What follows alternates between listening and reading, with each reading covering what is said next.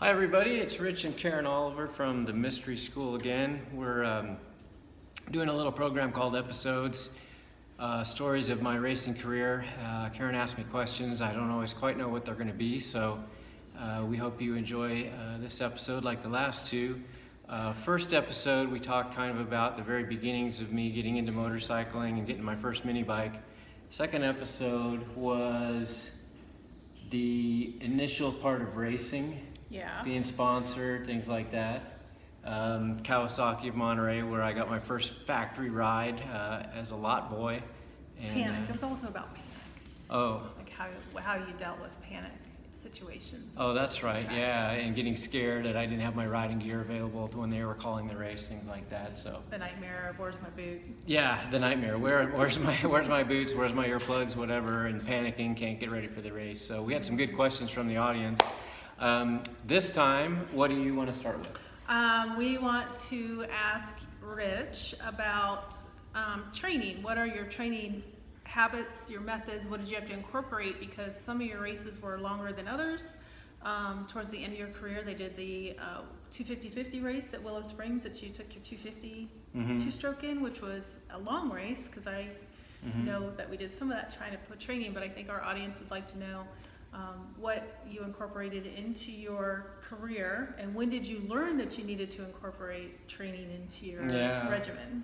Well, that's your part of your question. When did you learn you needed to train in the first place?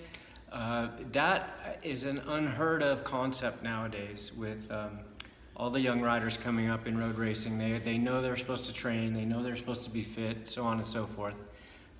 That you can all imagine, but that's not how it was when I started. When I was 16, 17 years old, I started in the AFM, and youth was your fitness. If you weren't old, and old would be 30, if you weren't old, they assumed you were fit. So when you're 16, 17, 18, 19, 20, right in there, those guys were fit, they were fast, they were strong, and it was just because they were young. And so training wasn't really even discussed. It was just, you were just assumed you were in decent shape to race because you were young. As you got older, you got fatter, you got slower, you got, your eyesight changed, your reaction speed changed, and people then started to retire more around the age of 30. And so as I went through my career, the training evolved quite a bit. And also, I would say in this sport, injuries are inevitable. Yeah. So then your body doesn't heal as quickly either. So you have to maybe work around some of those injuries. Well, right, and that's nutrition, right? You need the vitamins and minerals, and you need the supplements in order to heal. If you break a bone or you sprain something, or you get hurt in some way, we've all experienced that. You need the building blocks of healing, and a lot of that has to do with nutrition. Now, back in the early days of racing in my career, nutrition was you had a sandwich before the race and maybe a banana, and you avoided drinking too much alcohol the night before. That was about it. Nobody really cared. A lot of my competitors were like me, they were just oblivious to what you ate and the food timing and all that stuff. So as I got older and I got more into it, then I started riding with a little bit more energy, heavier bikes, faster bikes. I started getting tired. And so partway through my career, when I was hired by Kenny Roberts, Kenny had a guy who worked for him as a trainer named Dean Miller. Dean Miller had a rehab clinic in Walnut Creek. And so when Kenny hired a rider, Dean would then test that rider's fitness, okay? And he'd put you on a exercise bicycle. And the exercise bicycle back then wasn't all computerized like they are now. It just had a tightener that you could... those dials. I remember those. You could add resistance. Right, I remember. So he'd run you at a certain resistance and then watch your heart rate. And then he'd run you at more resistance and more resistance. And he didn't really care what your heart rate got up to be. It could be like near 200 beats per minute. But then when he let it off, he wanted to see how fast your heart rate would come back down. Well, mine just hovered. You're right, and it's not coming down that fast. And he's like, whoa, you race? And I'm like, yeah, all the time. I do really well. And I'm riding for Kenny Roberts, and he's like, whoa, okay, well, you need to you need to work on your aerobic conditioning. And so his term to me was I was pathetic. So that was like a wake-up call at that point in my career. And I was in my mid-20s, right? And so from going from pathetic to fit, that's a long process. If any one of you out there has ever tried to go from when you've been out of shape really bad, you're not necessarily, ill or anything. You're just not in a good aerobic shape, let's say. Mm-hmm. It takes a while to get over that hump and to try to, get your... well, you have to build up to it. You can't just go full in, because then you really mess yourself up for a few days. Right. So that part of that process was hanging out at Kenny's ranch, and Kenny had 160 acres in Hickman, California, and this is the famous Kenny Roberts Ranch.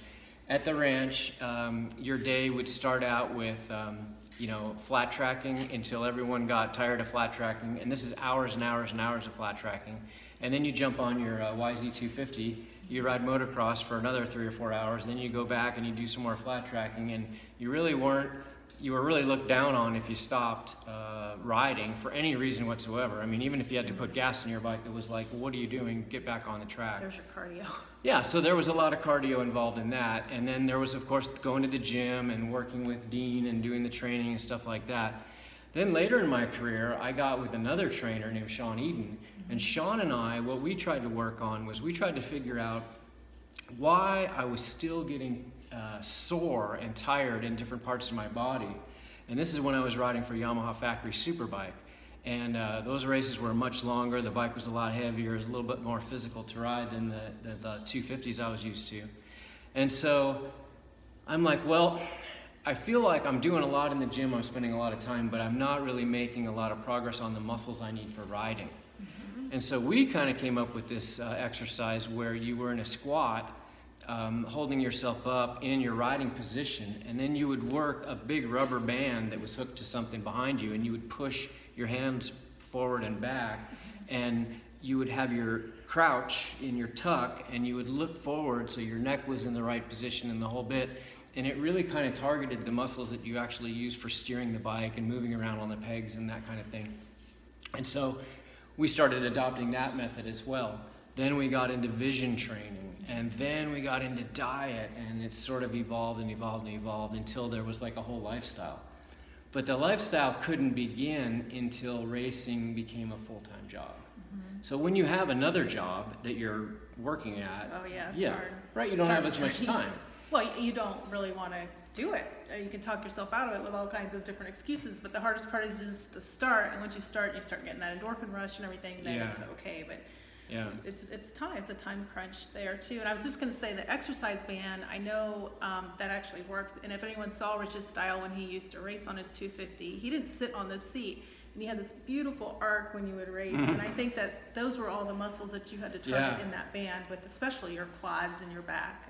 Yeah, it was physical to do it that way. You could sit on the seat and ride down the straightaway and be very relaxed and just, breathe. But if you wanted to get your butt up in the air and hover above the seat to flatten your back out, you'd gain about 3 or 4 miles an hour on that 250 on the straightaway. And so, especially in the beginning laps of the race, you would do that a lot. Every time you were done with a corner, you'd pop up on the seat and you were holding yourself with your quads. And so that was like doing a squat that whole time. And so you built up a tolerance to it and you could do it. But now everybody trains, and there's many more advanced ways to train, and of course everyone's into it. But back then it was kind of interesting to evolve with the sport. The training evolved, the age went up, and then when I quit racing I was 42. And I was in probably the best shape of my life at the oldest age I was. Just last year. Yeah, close to a few years ago. So now, why don't you tell us about what you just became certified in, and then I'll tell them a little bit about how that works. All right. Wow, I didn't know that was going to come back on me there. See, I surprised you with that one. That's good. I am a classical Pilates instructor, and so I came across it because I had a really bad car accident now 5 years ago, and I couldn't do any impact exercise, which we were really accustomed to doing. Mm-hmm. With a neck injury, and so I came across Pilates, and I was wow, as an athlete all through high school and some into college, I had never trained like that before. And we have the habit in any exercise, especially in the gyms, to use our extremities. And so you're working your shoulders, your biceps, your legs. What you really don't work on is your core. Okay, you maybe do crunches, but really Pilates is about strengthening the core and incorporating your back and your glutes and your stomach and your ribs and all of that. So your middle section to do everything that you need to do in your daily life. So I started training with you, and so I'm like, when you're going to lift a tire, try to use your back and not your shoulders, so we don't get the shoulder injuries. And so it's been great for me. I'm really happy with how I feel, and I wanted to give back. I think being an instructor must be in my blood, because I really enjoy what we do at the school, and then I enjoy what I do with Pilates, and I think it's just really gratifying to see people improve. And so I have people who have back injuries. I have Rich, who has a lot of injuries to work with, but it's about your gait. With Rich especially, his walk and just trying to get his pelvis and his hips to work together, because you had broken your pelvis at one point. I have a lot of injuries. So when I go walking into the Pilates studio, then everybody pretty much drops their coffee cup and stares, because I limp in, but I stroll out. And what I noticed is having a stronger core in the Pilates method has allowed me to have more finesse on the dirt track bike. It's a lot less effort. Yeah, it's less effort, because I can hold myself in position on the bike more with my core than with my arms and my legs. And I picked up feel. And this is so late in my life that I learned something new. But doing Pilates is really, really hard for me, because I'm very much biased towards a hunched over crouch, and they are trying to get you to lengthen and straighten up and get taller. And so as an example, that you have to trust me on this, because it sounds pretty amazing, but Karen and I used to be the same height. And now she's about an inch taller than I am, so either I'm shrinking or she's getting taller. So lengthening and strengthening. I hope you're getting taller. Well, it's lengthening and strengthening your spine, and everyone can do that, because today's world is electronics. So it's our phones and it's our computers, and so we hunch over. And so that's shortening your spine, it's hurting your neck, and if your neck is sore, your back is upper part sore, that's because you're hunching. And so it's all about strengthening your spine to try to put all of this. Look at you sitting right now.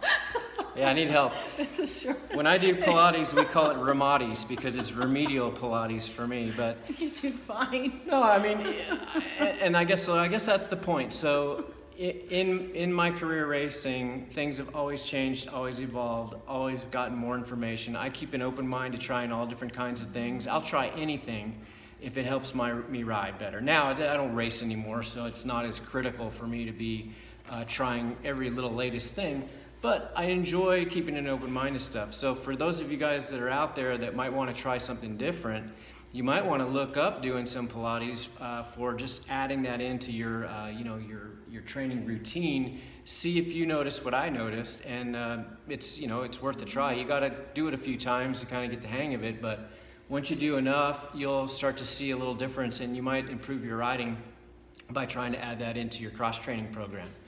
So, do you have any further questions? And this is just a personal preference with my own opinion, but if you're going to do that, find someone who does no more than 4 people at one time. You need a really good certified coach that can help you get in the right position. If you get into a class of 20, there's no way. You can't put that burden on an instructor to help every person get in the right spot. So, well, she's right. She's right about the right position, because you think you're doing it right, and then they come over and they force you into the exact right position, and they show you that you're not using the muscles that you're supposed to be using. Then when you use the muscles that they teach you how to use, you're like, oh my gosh, this is so hard to do, because now I'm doing it correctly.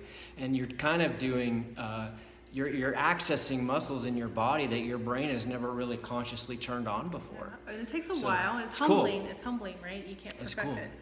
Yeah, so no one perfects it. I mean, you're always working towards the goal of being great at it, but it takes time, and it's a long process. So what we're going to do is we're going to get back more into specific racing talk next episode.